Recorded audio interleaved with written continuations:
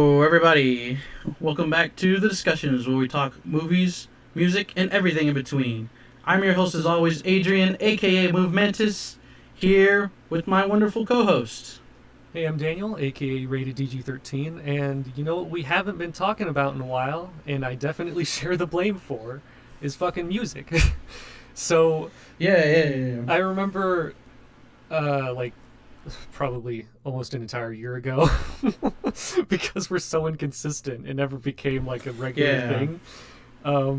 But I wanted to take another look at our top three on repeats for Spotify, and yeah, you want to like go back and forth? Yeah. You can go ahead and start. All right, so first up, I have This Magic Moment by Lou Reed. I've been listening to a lot of Lou Reed. I've finally got into the Velvet Underground like this year, Mm-hmm. so I always loved his voice, especially going through like David Bowie and Iggy Pop. Like the way their voices age is just so it's like a developing wine, you know? Like it's Mm-hmm. so nice and like like they haven't really lost their edge. They've just like gained a completely different way to sound amazing. And it's kind of like a sound that can only exist in that specific time frame. So I've been really enjoying his recent stuff as well as his earliest stuff from Velvet Underground and before. Uh, and yeah, this particular version, this is a cover of I believe, a '50s song, and this appeared in David Lynch's Lost Highway, which has an amazing soundtrack, both with the score and the collection of tracks. And I believe most of the music are original songs, most of it. And if not, it's just like stuff that came out around like 1997. But this was made specifically for the movie, and it works really well in the scene. And I just love the way it kind of like there's this guitar that like opens and closes it, and it's like this long stretch. I'm not musically. I don't have the terminology. Hopefully we'll get better. Yeah, hopefully we'll get better at that, talking about it more, and that's why I definitely think we should, not only to keep it relevant because it is part of our podcast. I say it in the intro, every episode, but I think as we conversate and we talk, like we'll get better at using that kind of terminology. Yeah, but um, anyways, it opens with this like long stretched out like guitar kind of strum, like just I'm assuming they have some kind of pedal to like stretch it out. But it opens up and it really does feel like a that kind of inhale you take whenever you see it is that typical scene from like a movie where like the main character sees a beautiful girl and like time slows down and he's like hearing the love song, and Mm. yeah, it really captures that just like so well, that magic moment. And it's really great because like it also fits thematically with the movie. I won't spoil specifics, but like the fact that it's an old man, I don't want to say like past their prime. He definitely wasn't, but like more so with the main character, it's like, you know, there's some lingering stuff. That's all I'll say, and maybe like Mm. four people will understand. But it's a really good movie, and the Mm-hmm. less you know about it, And the what better. what movie is that? Lost Highway by David Lynch. Oh yeah. Oh But yeah, yeah, Lou Reed's This Magic Moment, awesome cover. mm. I'll hand it over to you, Adrian. Yeah, and I think my top three kind of just show honestly what kind of music I listen to a lot, and perfectly I think encapsulates my taste. My number one is "God Is" Mm-hmm. from our old friend Mr. Kanye West, off of was it Jesus King. And I've listened to that just a lot recently, just because of the memes that have been coming out of it. Oh yeah. I've liked the song for a long time, but man, it's just such an angelic rhythm, and it really just encapsulates what I like about Kanye, and not only his rapping style, but also just the kind of music he makes. Like not only the gospel inspiration, and this is just a straight up gospel album, but also just the sampling and the use of mixing that with the beats that he makes, and it's funny to think that this used to be considered his worst album, and it's crazy to think that this is what people think was like his worst when like the worst was yet to come at that point. Yeah, it Like, was definitely the and vanilla version of his worst. yeah, and this just makes me just appreciate it more, or that does, like his current work really just lets me appreciate something like this again. Which, and I'll be frank, like I wasn't one of the ones who hated it, but I also did agree that it was one of his like least best albums. But man, I've gone back and re-examined it, and maybe just like I said, just because of the shit he's been doing recently, like it just made me appreciate this so much more. Yeah, And, it's very interesting in the entire timeline of Kanye's hijinks. yeah, like that brief like 1-2 year period when he was just like super like mega Christian, and like trying to kind of put that into all his stuff. But like I said, I really like it, and this is an amazing song. I genuinely think it's one of his best. Mm. Yeah, I have to listen to it again, I think, because I know I definitely hated it after it was like played nonstop at like this church party I was at. And it was like, it's a 20-minute album. So they looped it the entire time, and it was just like, oh my God. I didn't like initially despise it. It was just like, that definitely was the pushing point, because it was just fine, you know? Yeah. But like, Jesus Christ. It's like, Yeah. that's not what I want to be hearing on repeat like for like 2 hours. Like but yeah, I definitely don't hate for just, I'm trying to think of like any of the songs from it, but like I can kind of relate to that, like sometimes it just clicks with you, and you know what, I'm gonna admit, like, even with my kind of lens of like, I can't be supporting like his Nazi, rhetoric, I don't want to support him whatsoever, I've been hearing those like, that what is it, the College trilogy? Like just offhand, like a few of those songs, and they're just like calling my name. I kind of want to listen to them again, but I'll just like secondhand a CD or something.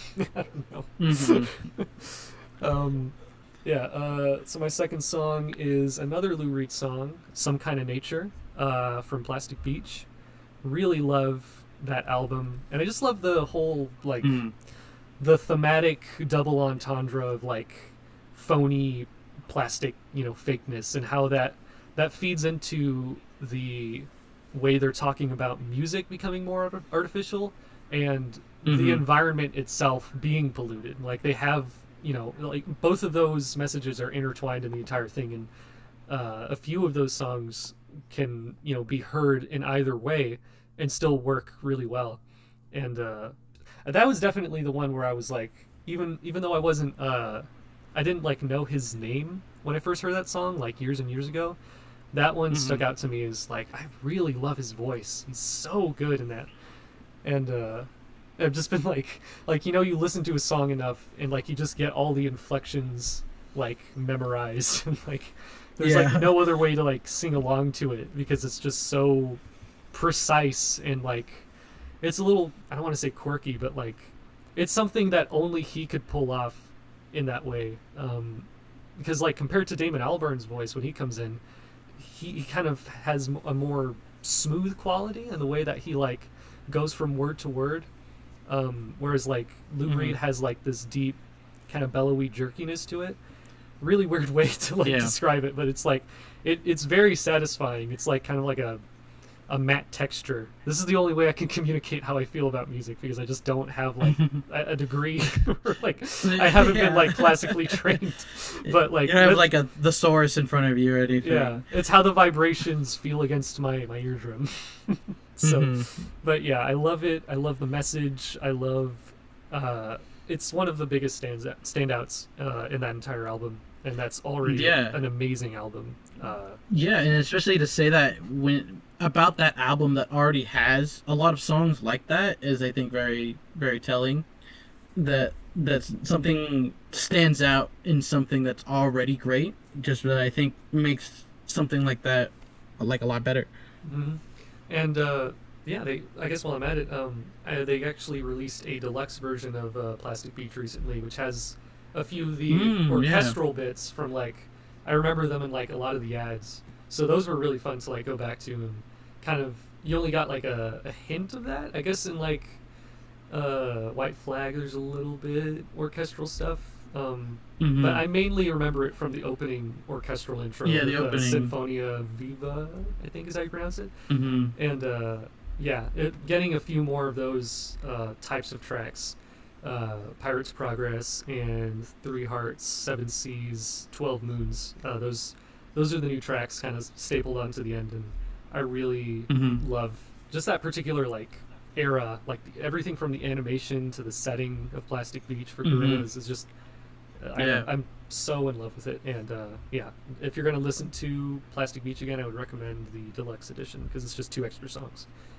Yeah. So yeah. Yeah. And my second on repeat is "You Don't Have to Change" by Cool and the Gang, Mm. and I think, like I Love said, them. that really kind of represents what I really like in a lot of my music is this kind of because it's this kind of like R&B, um, tech, also but also like techno love song, and it's very short, but in the beginning it's mostly instrumentals, but then um, I don't know any of the band members off the top of my head, but when the singer comes in and he has this just smooth voice telling what I think is a woman that she doesn't have to she likes him the way that she is, and that she doesn't really have to do anything for him.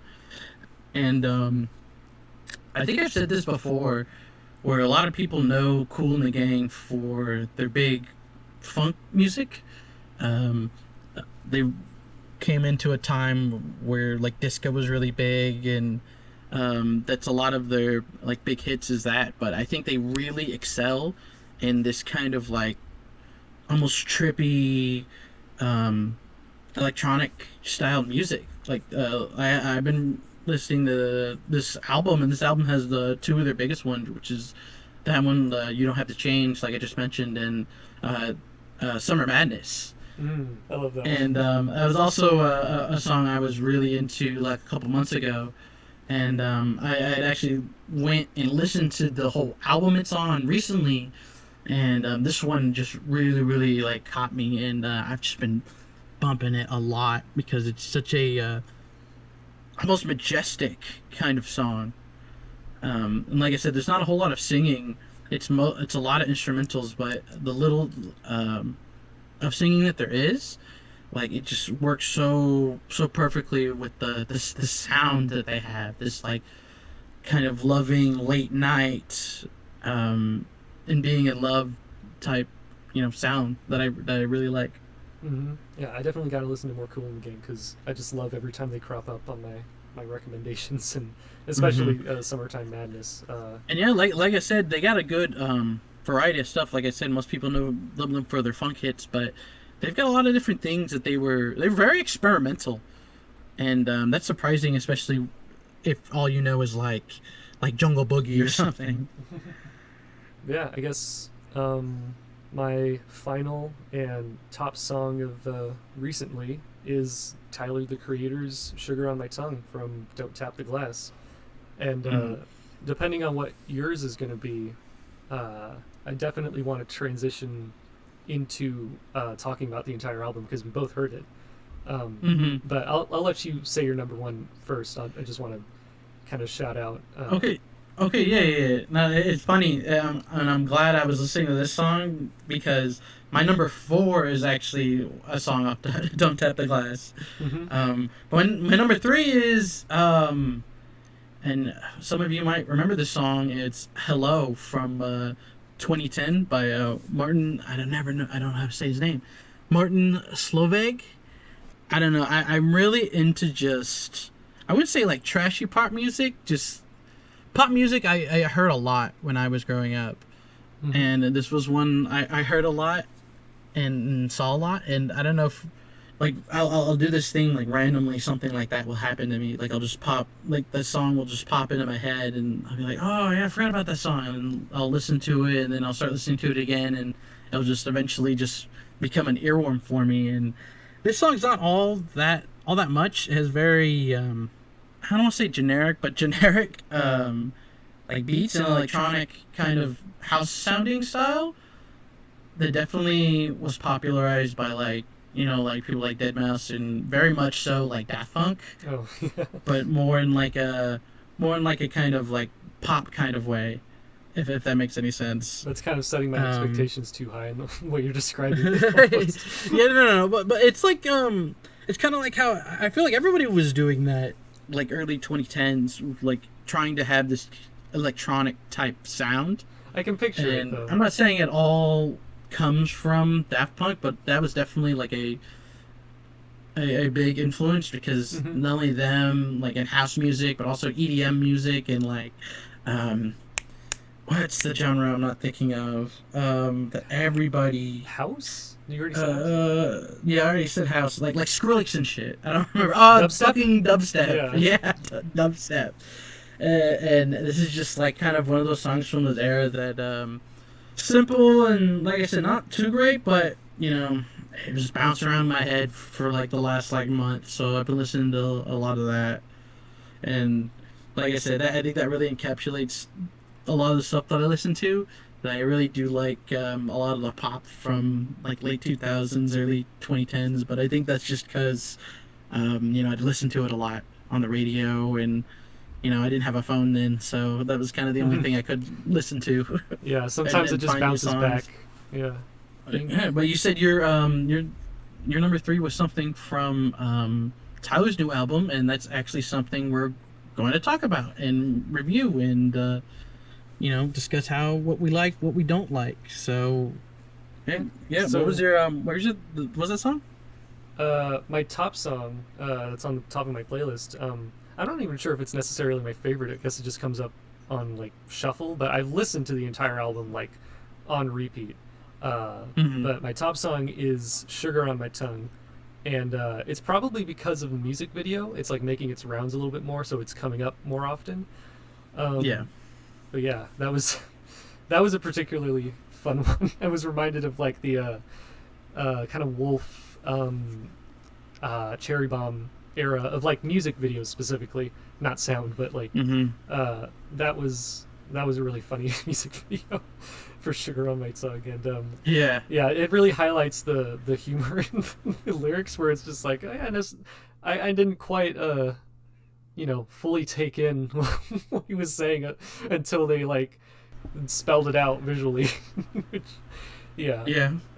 But yeah, it is definitely a bop, and the whole album, like you were just talking about, like late 2000s, early 2010s. This is like the best of that sound. Like it felt really nostalgic in that way.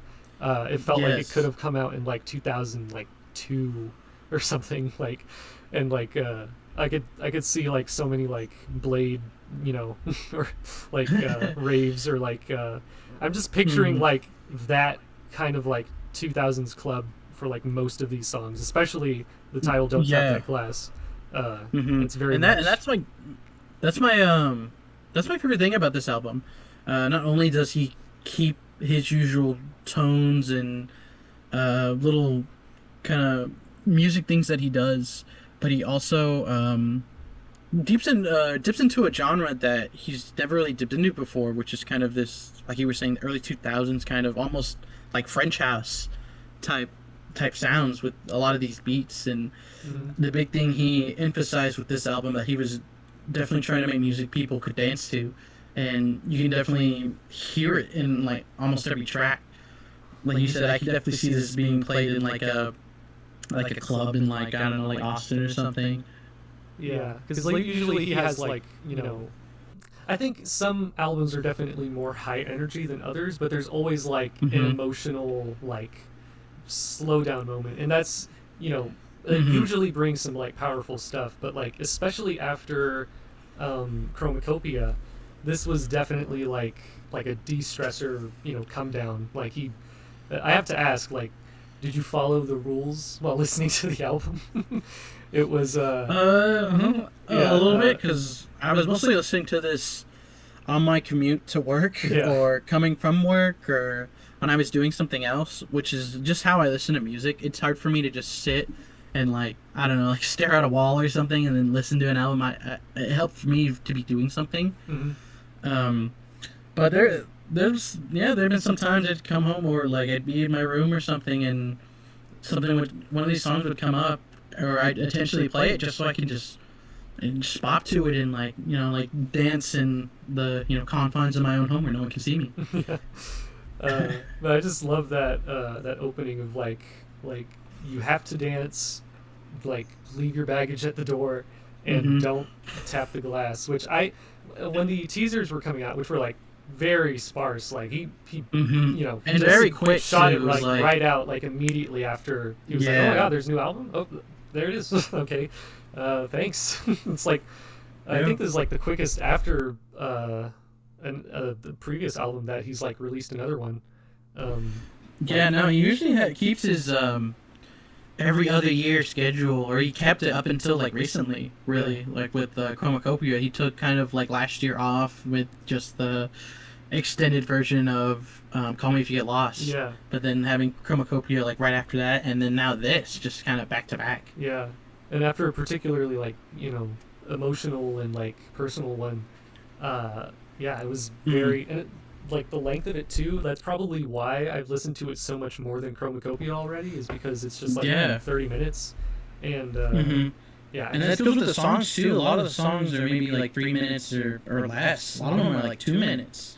I don't know how to say this. Mama Nem is like a minute.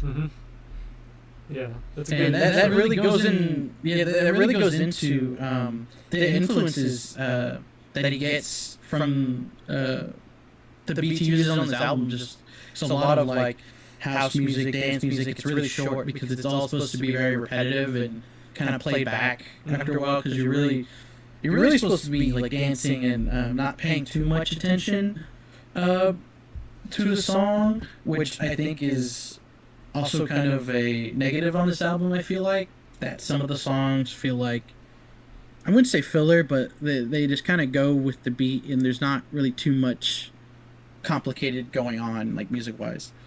So like it kind of like has that one idea and then doesn't, like, kind of put a twist on it, you would say? Yeah. I would say, like, a good, not saying it's bad, but just like a good repeating beat, but just nothing more than that, I feel like. Yeah, for Tyler, I think a couple of them. he's definitely done more, like, I guess when he has, like, this kind of counts as, like, concept just because of the whole mantra in the beginning, I guess, but when he's doing something like off of Igor or Flower Boy, those have, like, some of the most satisfying song progressions, and it's usually to kind of, like, go along with how he's feeling in it.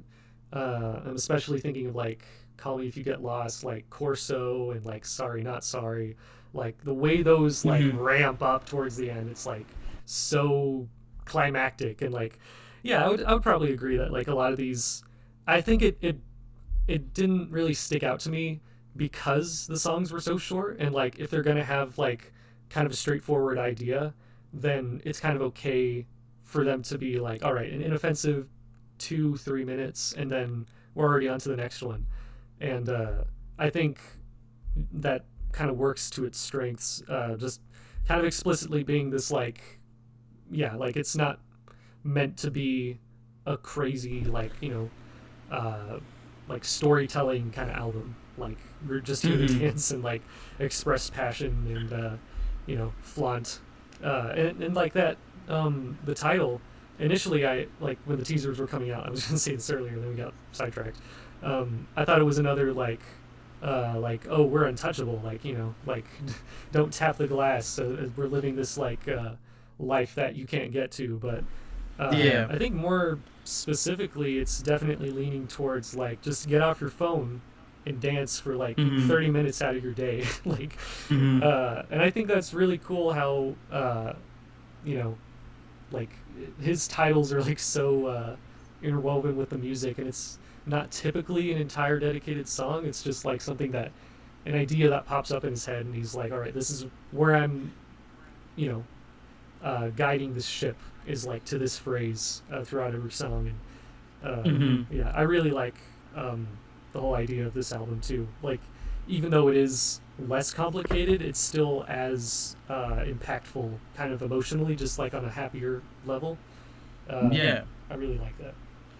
Yeah, it's more simple and more digestible, I think. And he's, I think, one of the few artists now, and especially in the rap sphere, that really thinks about stuff like that, like the composition of an album. You know, the through line that I feel like a lot of artists don't do too much, or at least a lot of the mainstays, and again, especially in rap, where you're making a whole thing. You know, it's not just about like 2 or 3 tracks. It's about how kind of the album comes together, and he's one of the few that kind of thinks of all that. The only part I think maybe is not too related is, I guess, the album cover. It's just kind of him in this like goofy kind of edit of himself, just on like a white background. Yeah. When most of his other albums, I feel like those covers really go with the theme that he's going for. But this is kind of just like a... But I guess that is maybe even part of it. Just this kind of fun, not taking things too seriously, kind of goofy cover. Yeah, I definitely loved the... Like, for some reason they released most of the teasers after the album was released. These 20-second bits of people saying lines from the songs and then dancing to the songs, and really short videos. And I love how those communicate what the album is. Like, it's really, they got like the perfect people to deliver those lines and do those specific dances to those songs. And I just like, I picture like Ring Ring Ring on like the prom dance floor, and like like I said, Don't Tap the Glass, and like the club. Big Poe, that one's like my favorite teaser, because that is definitely like the closest to how I dance. It's just like, it's particularly alone. It's just like it that one like brought me back to like my childhood of like even like Group 1 Crew era Christian music, of like, for some reason this is like, it's reminding me of that era. And I think that's, again, that just like, that's another way the album encapsulates just the late 2000s, like mid 2000s dance music. It's just so funny how just the whole point is to let loose and like look kind of stupid like that album cover.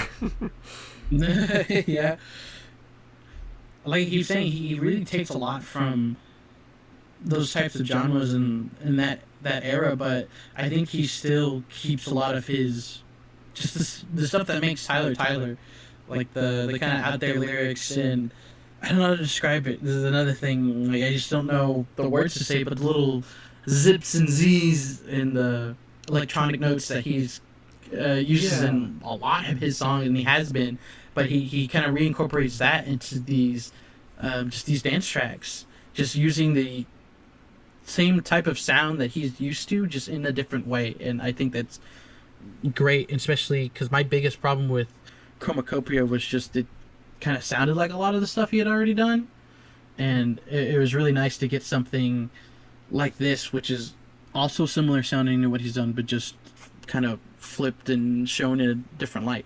Yeah, I wasn't expecting he's kind of had these like little things that crop up across different eras and like different songs. But like the ones that stuck out to me the most was like he kind of likes that rat-ta-ta, kind of like he just dropping that in his lyrics, and like just like immediately, like fresh off of Chromacopia again, like it was just kind of funny that I have to wonder like what the production time for this album was compared to Chromacopia, because like he's still releasing like music videos for Chromacopia, and like I'm wondering if he was like going back and forth to just kind of like come down from like I don't know, some of the heavier hitters or something. But like, there's still bangers on like Chromacopia, like again, Ratata, Yeah. or like They Thought I Was Dead. Like, I don't know, it's kind of interesting. And another funny callback was Stop Playing With Me. He says like Big Bag, and that reminds me of like one of his songs from the Grinch like track list he did. Big Yeah. Bag. And it's just like I know that's just like two words. It wasn't like a direct lift of like a section of that song, but like it was. I hadn't heard him say that since then. I don't think he might have said it in between, but like that was another one where I was just like, he's kind of recycling a few of these lyrical ideas just because they come off as like rappable and like fun to say, and the way they like ride along a beat, like Big Bag, Ratata, you know, like they're just like, he kind of just like has this energy about him in this one that you know, stays kind of at the max like throughout most of it. I guess like there are ones that kind of reel it back a little bit, like Ring Ring Ring and I'll Take Care of You, but like they really aren't slow down like Garden Sheds of the album. That's like, you know, and I think that's what makes those albums amazing, is like the, you know, the sonic journey of like, you know, the ramped up hype tracks and the you know, the expressive, well they're all expressive, but like the more sentimental or, you know, like sensitive songs. Yeah. This one has like, it does have like a definable pulse that sets itself apart from most of his albums so far. But yeah, what were like top 3 tracks from the entire album that stuck out to you the most? It's definitely some of the big ones like Sugar on My Tongue and Sucker Free. The top for me is definitely like Ring Ring. That just, I think, encapsulates what I'm talking about. Just his sound just turned in almost into a different genre, but it's still remaining like what makes Tyler like so notable, like music wise. And it just hits all that for me. Like you get like his these this good like um I'm about to do it the but like it's just like a different kind of beat, but it still sounds using the same sounds that he uses. And just with that funky kind of like electronic kind of club like music going in the background. And I'd say that was probably my top song of this album is Ring Ring Ring. Yeah, I would say Big Poe is like, I've been really getting into like Pharrell Williams, and he's so interesting to me because like I can't stand his solo work, but whenever he collaborates with someone, he's usually the best part of that song. Like 60% of the time, I specifically love Pharrell's parts in it. It's really strange. I don't know what his deal is because he has like this great creative input, but for some reason, like he makes like very boring music when he's like completely by himself. And that's not to say like every collaboration he's been on like has been like a masterpiece, like Amazing Spider-Man 2. That was just like a weird hire in general. And we need dubstep for this album. Let's get Pharrell Williams, who raps. Pharrell Williams. It's like, he knows dubstep. Like, what? Anyways, but that's something that I do like about him specifically, is that he's kind of like Jay-Z, where he's like more kind of a producer. Jay-Z definitely still has like a big rap career, and is definitely known for that. But like, he's got his pies. He's got his hands in a lot of different pies and a lot of different genres, and I think that really helps him be diverse, especially with working with people. I guess like maybe like a George Lucas effect, where he's good when he's collaborating and with others, but when it's just him and he's not filtered at all, like it kind of, there's just something lost there. That is a very interesting way of putting it, but you're right.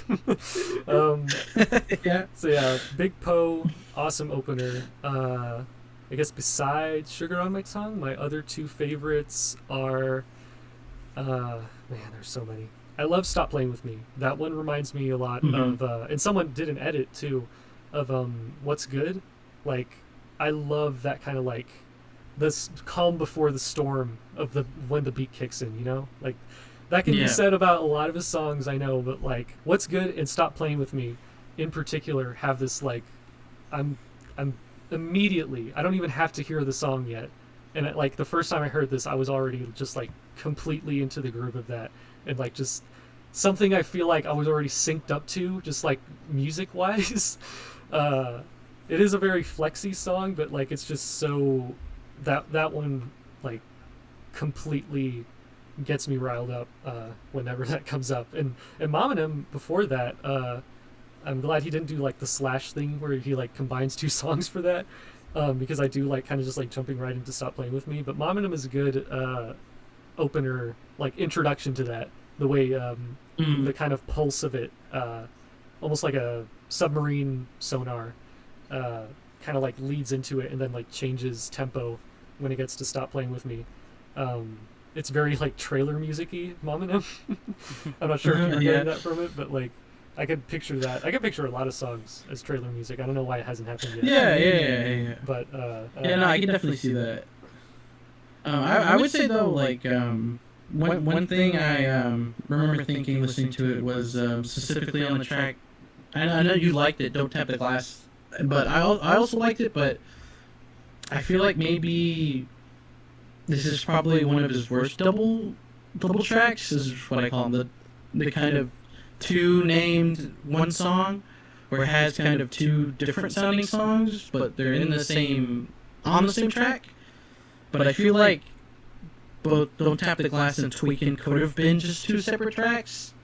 I feel like he usually does a really good job in fading them into each other, but I feel like these are just two distinct ones, and there's a big break in between them too. Like, I mean, I say big, but it's really like 4 or 5 seconds. But yeah, I really feel like maybe those could have been separate. Yeah. And maybe worked a little better if both of them were on their own, opposed to like, being together. Yeah, that happens with like a few of his songs where it's like it's not really an issue with the songs. It's just like I kind of want these specific vibes in different playlists, if I'm being honest. But like generally they're good songs. But yeah.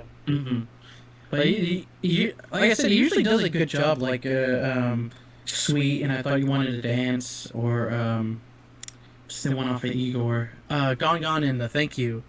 But yeah, he's usually good at that, and I feel like this specific track specifically probably should have been broken up, even though I think once it starts going into Tweakin', it maybe lasts like a minute.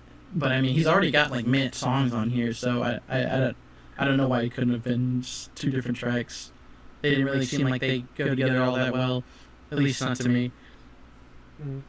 I don't know if like most Tyler albums like past Wolf really have a song that like actually bothers me, but like just curious, like was there anything where, because I'm not gonna lie, like towards the end, like maybe around like Don't Worry Baby, like those aren't bad songs, but like that's definitely where I'm like kind of done. Like I'm more keen on like you dropping it just out of like, okay, I was listening to this as I was doing something, and now I'm ready to refocus, as opposed to like listening to the rest of it.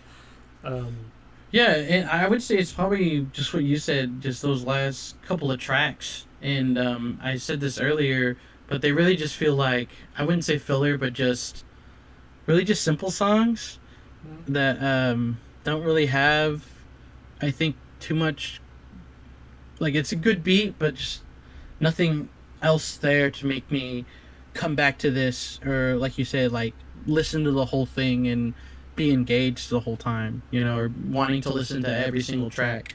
And it's definitely those last couple of tracks for me, at least. Yeah, the energy's around like 9 and 10 for like most of the songs, and then it kind of drops down to like 7 for the last 3, and it's like, it's not, that's not like my ratings for the song. It's just like the energy level, and it kind of just like, okay, I'm finished dancing. I'm a little tired. It's good. Yeah, I suppose that's the idea of like, maybe like the come down, but like it's not really like a flaw. It's just kind of like I've listened to the first 2/3, 3/4 of the album like the most. But that's kind of all I had to say about it. Anything else you have? Yeah, no, don't really have anything else. I really said what I said. Do you want to give a rating real quick? Yeah, I would give it like probably completely solid 8. Like I think it reached an 8 pretty easily, and then retained that, and even towards the end, like nothing ruined that for like those last 3 songs. I do kind of like a little bit more introspective Tyler mixed in, but I'm completely on board for what this album is going for, and especially for like 30 minutes, I think it's like very re-listenable, and yeah, definitely gonna be a kind of summertime era, like season album for me for sure. Mm-hmm. Yeah. Yeah, and I feel the same, but I'm giving this one a 7. I'm feeling a 7 on this. Yeah. Just because I don't know, I feel, like I said, I feel the same way you do. Just good, fun, really interesting album, especially like sound wise. But just I'm definitely more into the balance of both hype tracks and then the more personal tracks. And I know that's not what he was going for, but to me, doing stuff like that is what makes a lot of his best albums the best, in my opinion, are those slow moments, those personal lyrics, and I don't know. To me, just the smart use of like beats, and to me, I think at times this album can just feel a little simple, but I still think it's an effective. No, I still think it's effective at what it's trying to do. Mm-hmm. And I'm not gonna lie, like honestly, I think I like it more than Chromacopia anyway. So it's not necessarily like, oh, it's not deep enough, because I do think no, it does kind of click with me more anyway, and that's not like a necessity to like make it one of his great albums. I think that Call Me If You Get Lost probably has like the most amount of bangers mixed in with emotional stuff. I would say that's like the perfect blend of like what this is trying to do. And I'm not saying it always needs to be kind of the same emotional, from the heart kind of thing, but it's like if I'm comparing, albums, and I say why I like one over the other, it's going to be stuff like that. Yeah. It's not necessarily that this was missing it and needed it, but it's just that's what elevates those albums for me, at least. Yeah. But yeah. It's nice to. You had a talk about music again after like 80 years. Yeah, and hopefully we can. We'll maybe talk about. I was gonna say maybe we could do it a little more often, but I mean. Yeah, it's just like listening to the same stuff at a certain point. Yeah, but with all the stuff, oh man, I said to you earlier, but I've just been watching a bunch of movies, and they've all been mostly not very good, either mid or just garbage. So, but in doing that kind of takes up a lot of my time, and kind of balancing that with also all the music releases, which I think there's even more of. It's just a little difficult to do sometimes, but hopefully we'll be able to listen to more stuff and bring you guys more music conversations, because that's what we're trying to be all about: movies and music. Mm-hmm. And TV series for sure. I want to recommend something else soon. But yes, definitely. But definitely, we'll get to it. We'll get to it at some point. Do it again, I swear. But anyways, this episode's recommendation. You had it. Yeah. This was your turn finally. I don't mind waiting on the guests, because like they had really good taste, and yes. Usually, thank you again, everybody who was on our podcast. Thank you. Yeah. It was a blind watch called The Hidden, directed by Jack Shoulder from 1987. Because I had been getting into... synopsis first. It's about a FBI agent who comes into a police department and is investigating some kind of supernatural alien threat that is going from body to body, committing very... menial crimes. I was surprised to see that. How just like this alien parasite was just like, just kind of, just kind of hedonistic. Like, I like cool cars and women and money and killing people and food. it's about it. I don't have this big plan to like overtake the planet, but that was a kind of funny reveal. Like, oh, it's just gonna be this for the whole movie. I kind of like that. It's very simple and straight laced. Yeah.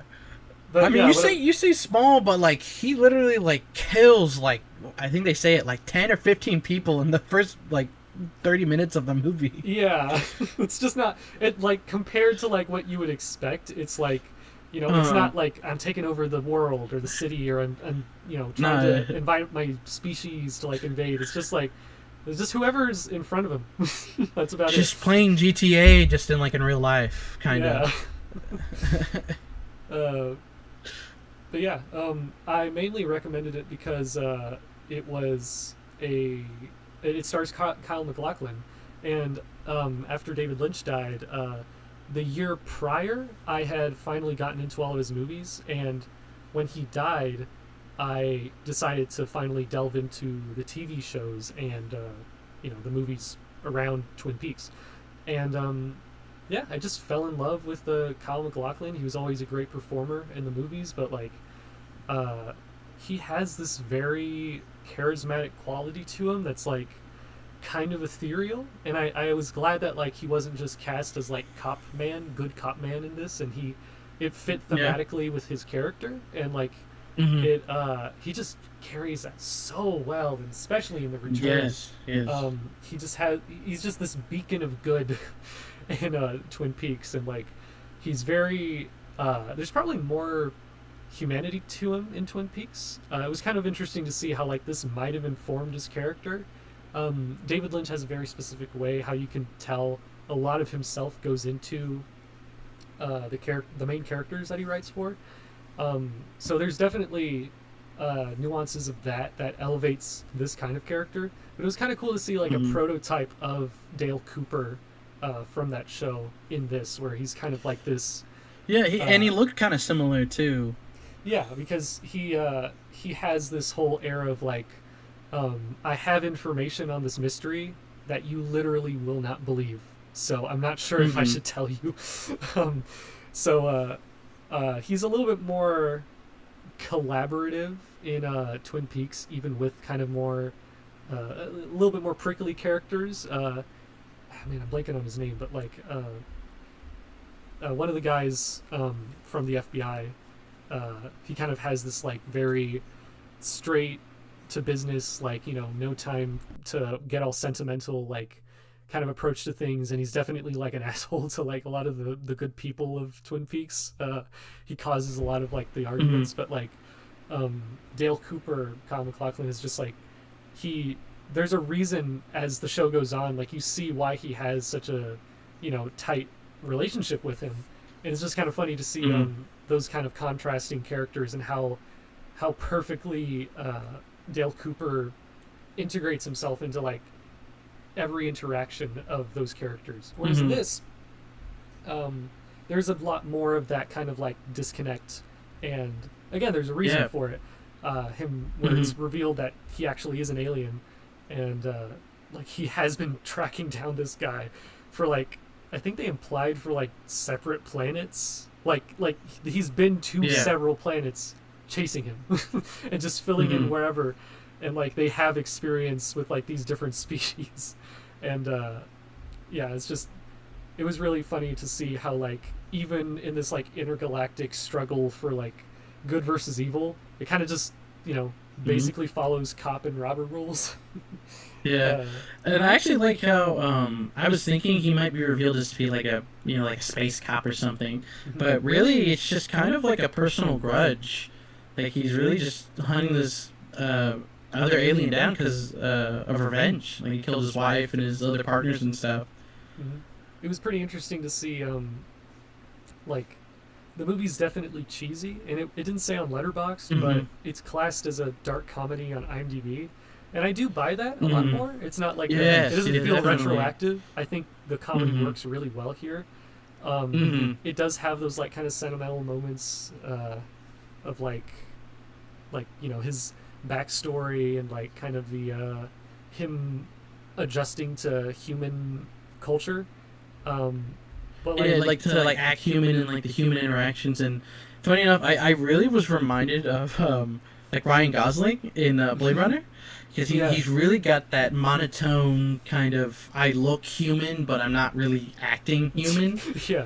kind of the way of acting and talking. Mm-hmm. Like I love all the literal things, like when it's Beck, the other detective, he asks him like, "Oh, so you're a mind reader, huh?" And he goes, "Yeah." He just straight up admits to a lot of stuff, but it kind of goes over his head because he doesn't realize he's being straightforward to him. Mm-hmm.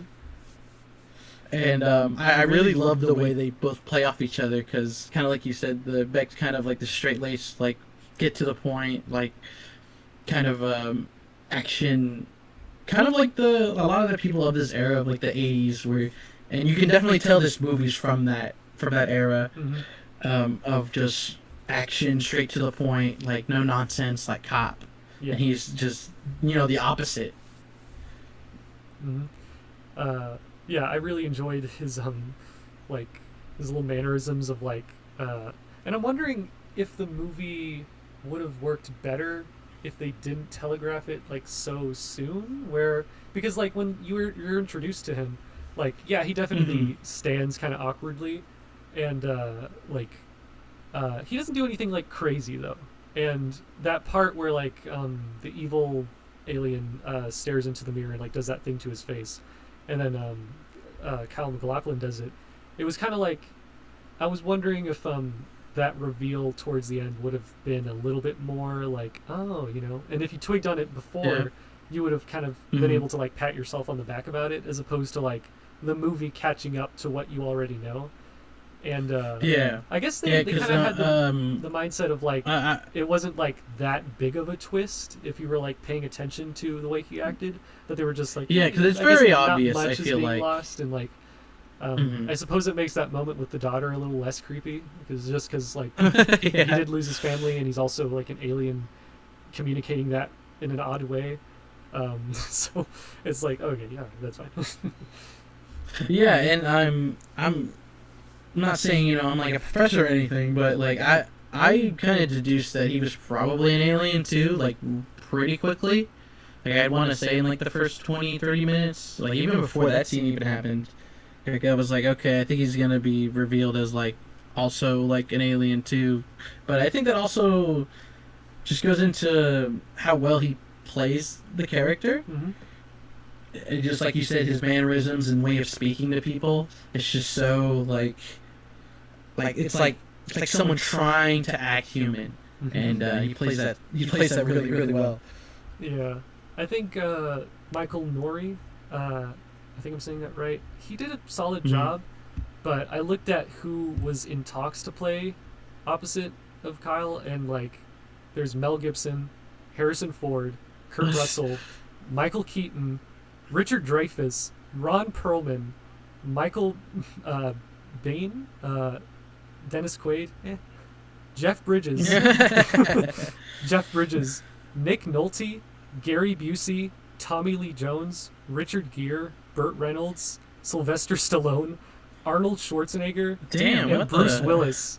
And I'm just like, man, this movie would have gotten the attention that I think it deserved. It would have sold with a lot more people if any of those guys were opposite of Kyle, because I love Kyle MacLachlan, but for some reason he's not really like a seat filler. Like he's a good character actor, but like I don't understand why like his movies never quite took off that way, and he never like became I mean, I'm just glad that he's mostly in roles that are like appropriate for him, and like he doesn't really like care about. I mean, he's in the new Fallout show, and it's just kind of like I feel so bad because like there's this tweet or whatever where like someone was like, man, this actor is so good, like is he like an up and coming guy? It's just like he's like an amazing actor. It's like, and people like, he doesn't have like that kind of, and he's been in like very notable, I don't know, I guess notable in my circle of like film fans, but like I think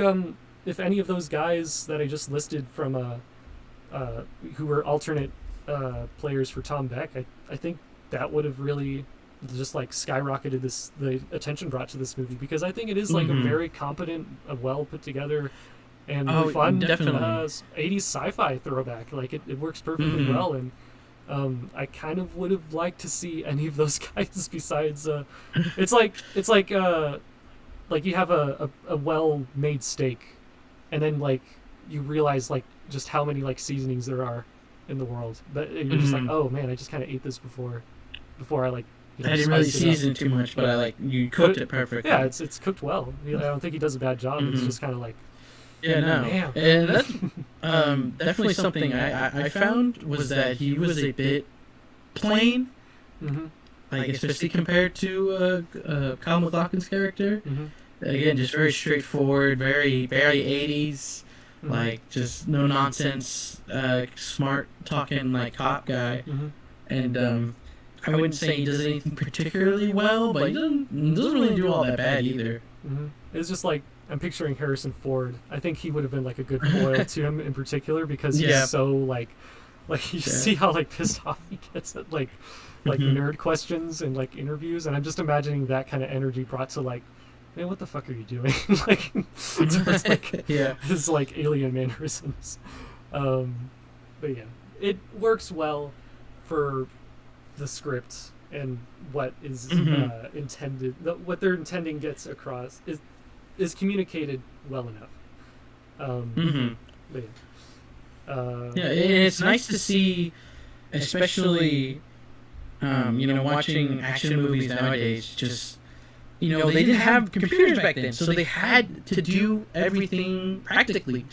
And I just love all the action in it, because you can just tell that that's what they did. It's like the beginning part with the chase, and them going through this park, and having that like cartoony fucking glass people like carrying the glass, and them just getting fucking hit. Yeah. They couldn't fake that, so that guy, like, they had to do it. I'm not saying he actually got hit by a car. He might have, but. It just looks great, and it has such an impact, because not only knowing that it's been done practically, it looks practically. It looks practical. It looks like this guy rammed into all these cops and got shot 50 times. Yeah, and even though there are like some moments in that car chase where like the cops make these really funny expressions, like okay, and react, go. Like I kind of picture that the way they're. The interior shots of like the cops in particular are like reacting to things, but like you see them like driving around, and like especially when he gets on that like road wide park sidewalk, it was like it's like really engaging, despite like kind of like the minor disconnect I found, because they're really like wrecking these cars, and like I forgot how often you see that in like the standard for Hollywood action movies. And and I feel like that was a big thing in effects, car chases that they do nowadays. Yeah, and I think that was a big thing in the 80s. Just these big explosions of actions, both like figuratively and literally. Like there's literal like 3 or 4 explosions in this, and they all look really good because they're real. Opposed to now, like recently I watched The Equalizer. And that movie, it's not too recent, but it's recent enough to where I feel like a lot of action movies are now just about kind of like kung fu and like John Wick style. How fast can I like disarm this guy and shoot 5 people in like 10 seconds, or like throw a knife across the room while I'm like beating up this other guy. This is just like guns and explosions and cars flipping over and ramming into stuff, which I think really works for it, and like I said, makes it look good because it's all again done practically, and it all is very like believable to me. Especially that last scene. That last scene at the end when he's like running towards the alien who's taken over like this senator, which I thought was just also really funny. Like, kind of like you said in the beginning, where he's kind of just like your average 13-year-old like GTA player, just wants to do a bunch of crazy stuff, and then suddenly he wants to become the president.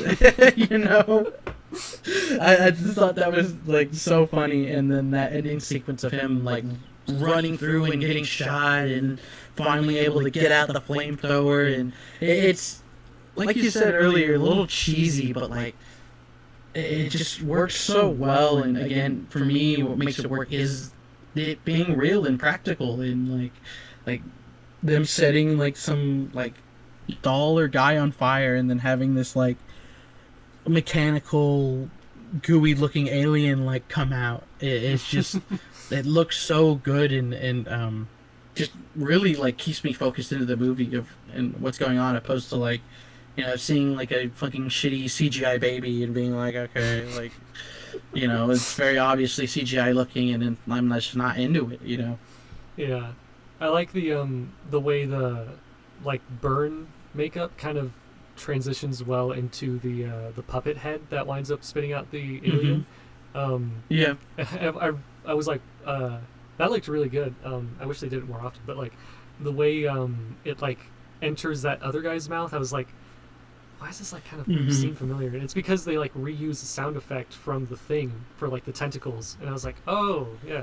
Oh yeah. Yeah, I was like, this seems like not like conceptually like ripped off, but it was just kind of funny. Like it twigged something in me. Like that only really became gross towards the end. What am I thinking of? Yeah, it's and when you see something again like practically like that, that's like real looking and has all this like realistic like goo, whatever the fuck was on it, and like actually like made my skin crawl. Like the beginning when they're in the hospital and the alien's in that one guy, and then he just like wakes up and like comes over to the other guy that he's laying to, and it just like comes out of his mouth, which I also think was done very well, not only for the effects but also just like because they hadn't really got into any of the sci-fi things yet. It was just like all the action and just this sudden like boom of the alien reveal of like him just like coming out of the mouth. Not only did they did it well, you know, like writing wise, but like with the practical effects, just that like made my skin crawl, and like him like crawling out of his mouth and like going into the other guy. It's just yeah. Who, by the way, is another Twin Peaks actor, Chris Mulkey. Oh really? Yeah. From, the first guy, or the kind of fat guy that he goes like into? Yeah, the very first guy who's robbing the bank. Oh, so that was kind of robbing the bank. Okay. Yeah. I guess while we're talking about Twin Peaks, I didn't expect this kind of overlap with season 3 in particular. The ending where he takes over that guy's life as he's dying. Yeah. I actually wanted to ask you once we got closer to wrapping up, like, what was your kind of not only thoughts of it but interpretations of it? Because I feel like you could very easily make a case that maybe he was healing him, but you can also see that like he just is taking over his body. But I think the ending, especially with his daughter at the end, kind of leaves it up to like leaves a little bit ambiguous. So I actually wanted to ask you what you thought. Yeah, the alien rules kind of like work differently between the two main guys, because the bad guy kind of needs to go from body to body because they like wear out, whereas Kyle MacLachlan seems to like literally heal from it, like any injury that he sustains. So like I'm pretty sure that he kind of is this like different species, but kind of works the same way. They didn't really give him enough time to like you know, interact with the family to be like, oh, he's acting like, you know, the alien guy now. Because I mean, he does die, but what I was getting at with Twin Peaks, they have this whole mechanic where these duplicates from like the Red Room, you know, this world, this other place, whenever you enter there, you'll kind of like be able to make another version of yourself. And in this really complicated like story, the bad guy creates this other person who, the bad guy is a copy of Dale Cooper. And so there are like 3 Kyle MacLachlans, you know, different characters in the show. And So when the bad guy makes a clone, he makes his own life, and when Dale Cooper is trying to get back into the real world, he accidentally transfers through him instead of the bad guy. So he takes over his life unwittingly, and he kind of has to like work with this family that he's unfamiliar with in a world that he's unfamiliar with. Like he's on a completely different part of the planet, even like he's not even in Twin Peaks anymore by the time that happens. But that was kind of interesting to see how like that was. I would be interested because like I had never like read this anywhere, but like if like or David Lynch was just kind of like watching Kyle MacLachlan's like filmography and that kind of like inspired that, because I feel like that's kind of like what happens after this movie is how someone, particularly an alien, you know, takes over the body of a father figure, and the mother and son have to like kind of, you know, grapple with the fact that he's a completely different person, and they don't even know what happened. Like that's you know, a huge overlap of this. So would you say it was? So you think he took over his body basically? I think because there was so little time to it, that was the first thing I thought of. The whole movie kind of is, you know, it works around this idea of the aliens transferring bodies, and that was the first time we saw Kyle's character do it. So I just kind of assumed it worked in the same way. But I suppose it could possibly. I guess I would have to see the Hidden 2, the straight-to-video sequel to find out. Yeah. No, when I was looking, when I was pulling this movie up, I was surprised to see that there was a sequel, because it seemed such like a kind of under the radar hidden gem of a movie, you know. But I mean, they made a American Psycho 2, so I guess, you know, they'll make a sequel out of anything. Yeah. I watched the beginning of it. I tapped out. It was kind of funny. It quickly became people walking around exposition, nothing interesting. But yeah. I will share with you the opening.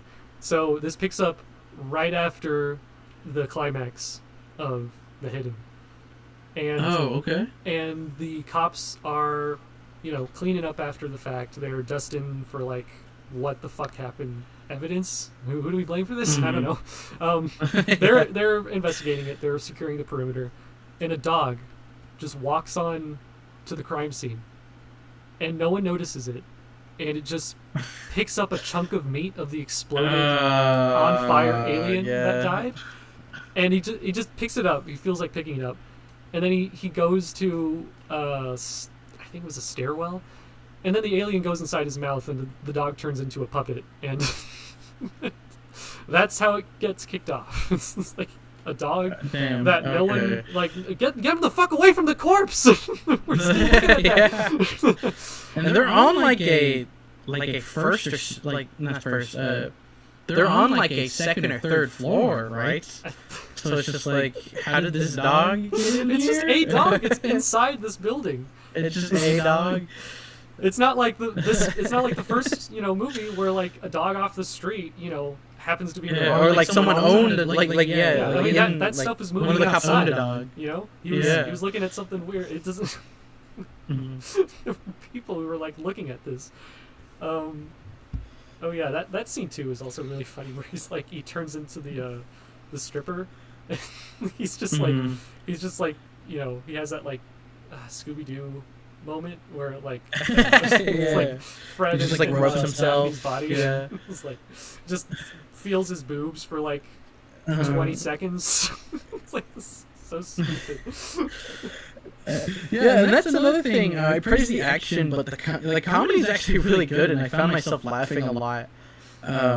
Like in the beginning when this is fucked up too. Like that nurse or somebody's like pushing that guy in the wheelchair, and she just fucking ditches him. Just ditches him and just lets him get hit by that car. Or like I said, the glass spot. Or I really liked the Danny Trejo 2-second cameo. Yeah, I recognized his voice first, and I was like, that is definitely him, right? And then he dies. The second and then he just gets obliterated. But again, I think that's definitely on purpose. Yeah. Like just to have like I love that, like having like a big star or something like that, and then just immediately just like killing them off.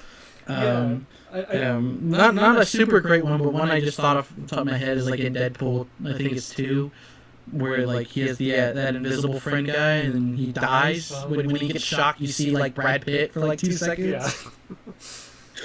yeah. I really like that, and this was like really good use of like physical comedy and like action as well. Mm-hmm. I looked up the writer, and pretty different movie, but like National Treasure and Rush Hour. This feels very much, oh really? Yeah, this feels very much. I was gonna say, but National like I thought it Treasure. might have been too far of a. I thought it might have been too far of a reach. Like I was gonna say that like it remind me a little bit of like Jackie Chan, who does action comedy like perfectly. He's the best at it, really. Yeah. And it's actually funny to hear that he actually worked on like Rush Hour. Yeah, because it kind of leans closer to like National Treasure, where it's like you look at the poster and you kind of assume it's going to be something serious, but because Nicolas Cage is there, it weirdly makes everything like a lot funnier in the way that he delivers his lines. And he can play dramatic roles well. Both of them can, Kyle and Nicolas Cage. But just like you're not like expecting it to be like as funny as it is, and like they're all like kind of on the same level, but for like different reasons, and they all bring like really good, really fun adventure aspects that I love about just like this era of action movies. And it's funny, we got like a really solid one from like the 80s, the 90s, and the 2000s from this writer. And he's definitely like a writer for hire. He works on like Snow Dogs and Taxi. He's all over the place. But seeing those top 3 movies on his IMDb and Letterboxd, I was like, all right, that makes a lot of sense. I really connect with this guy on this type of movie. He knows how to like write action. Like it's not in like a, like why doesn't he get the credit that's due? But it's just like it's weird how you like kind of connect the dots across movies, and you're like, oh, that's why because you can it's see backed by that the same person. That's why I connect to this. Definitely want to shout out the dog scene. Where, for some reason, like I mean, I guess it makes total sense. If you're a body traveling alien, you're just going to spend like a few dozen seconds staring into the mirror, and he does that every single time. I mean, they give him everything. He's like in a he's in like slim white dudes and a fat guy and then a woman, and he goes into the dog. They give him he gets the experience. Yeah. But I just love that reveal of the dog. Like he isn't just looking into a mirror, like a mirror that reaches the floor or anything. Like he pushes, like they don't show it, but like he's sitting on this thing that he clearly pushed in front of this like cabinet in front of it to like reach the mirror. And then him like opening the door and just like fucking catapulting through. I think it was like a window or like a door. I think it was a window. One of those shuttered doors. Oh yeah. I love that. And he just like rockets through it and like knocks that guy out in like one hit. Yeah. The only thing that would have made that better is like I was thinking of Dog with a Blog with like the prop arms with the paws. Just like I wanted to see him open the door like that. It would have been objectively like shittier, but that would have fit so well. It would have gone great with it. I feel like it wouldn't have been too like out of place or anything. Yeah. But yeah, I'm looking at my notes again. Another thing that made me really laugh was when he does take over the stripper's body. I can't remember if the stripper was already changed by then, but they're in different clothes. I guess they might have taken off. He changed his clothes, yeah. But it was just like the shot of the butt with a horror sting after it. I thought that was really funny, particularly like oh shit, but just like kind of juxtaposing it with like this like but isn't she hot kind of very funny. But yeah, by the time she's also like firing at the cops, even that's like a kind of surprising moment. Like that all this like he's like lugging around this bag of guns, but like the particular one he chooses that's like this shotgun. It's still kind of like like the biggest like looking gun that you could like grab. Yeah, really. It's that like 80s like contrast I really like, where it's like super hot babe with like the super cool gun. This giant ass gun, yeah. Yeah. It's like it's a time capsule in like all the best ways, where it's like I'm not really being annoyed by like all these like even machismo, conventions, And even down to like the soundtrack. The soundtrack's really like synth, like bass. Though I think a couple of times it's, I don't know. I guess this would be like audio mixing. Like it's a little too loud. Like when they like track her down and they're in that like mannequin warehouse. Like the loud like synth like bumps. Like I thought he was like shooting at them or shooting at something. But then I realized, oh, that's just the soundtrack. It's just really like doom doom doom doom. But then that ending song that shit's like a banger. Like it's so like 80s sounding. But it's just such a good like. And I think this is just another like 80s thing, like bam, like right in your face, kind of like sound, like a good like credits movie, or I should say a good credit song. Yeah, like whatever happened to like songs that were basically just theme songs for like the movie. I feel like the only people who do that are like for James Bond. Like that's like a staple to like name the song after the movie, but like. Yeah, I just kind of like how they just like it's the hidden theme. Why not? That was actually kind of cool because I was trying to look the song up, but I couldn't. It wasn't on Spotify. I could only like find it on YouTube, and then finding out they made this song for this movie was really cool. Because like you said, you don't really see that too much anymore. It's all about getting like licensed music and like Dad Rock and like AC/DC like. In your soundtrack for whatever reason, or just whatever big like pop song is like popular at the time. Yeah, that's also what made the villain funny, is that it's such a like it is. You're absolutely right. A 13-year-old boy on GTA, because like he just listens to music and he enjoys music like the entire time. He's just like bopping his head to like hard rock. Yeah. And because I remember being confused at first, like oh man, why is he in this like record store for and then like he grabs all the tapes and kills that guy, and then just starts like I like he likes the hard like music, and it's specifically the loud kind of disruptive kind, because there's that other scene where he goes into the guy he steals the wallet from. He finds his office and he turns on like the record player, and it's like this like shitty not shitty but like low tone kind of like country music, and he instantly just like crashes out. He's just like fuck now. Yeah. And also I just love I miss when movies incorporated the like kind of lasery effects as like this animated thing. Like it does look terrible and distracting, but at the same time I miss when it was like, but there was like a craft to it, like there's like a charm to it, it had a certain look that's like goes with the movie almost. Every time he fires that laser, and especially when he like obliterates him at the end, the way it like comes out like just slowly enough for some reason is really funny to me. Like even just like the shitty like ding, like a little generic kind of like alien sound it makes.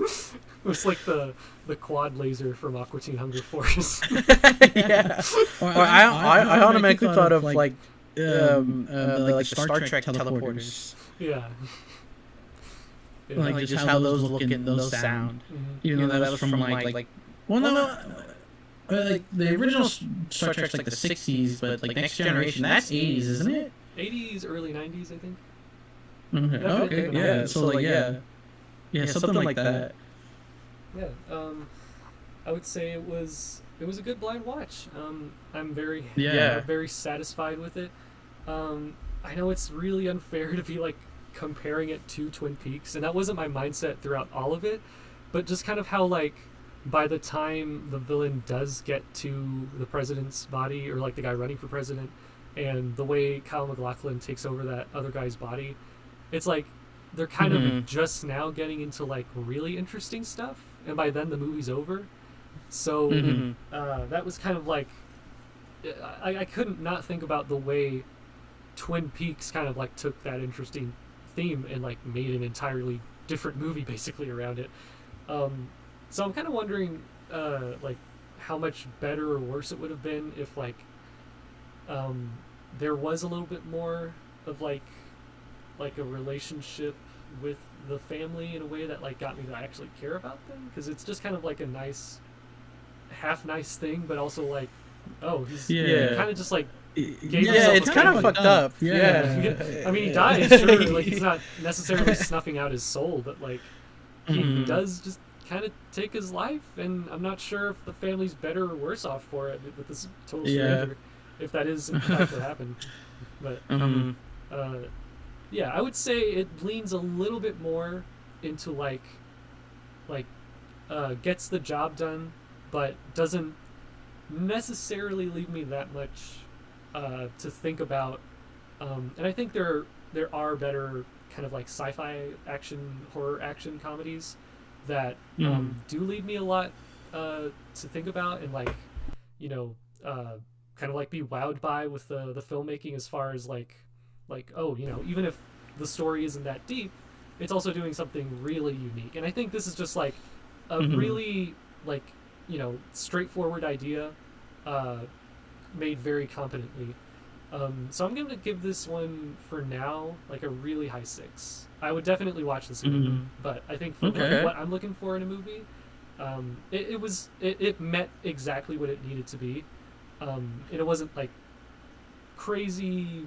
It didn't stand out like amongst like this genre, or like, you know, and like I've said with the writer, I gave Rough Shower a 6 out of 10. I gave National Treasure a 6 out of 10. He's just a really solid, rewatchable writer, as far as like his action movies go. So I definitely enjoyed it a lot. But just for now, like, just so I'm not lowering my rating later after being like, you know, I feel like a few other movies I can think of that are like kind of more deserving of a 7, if I'm being honest. But but I would definitely recommend this.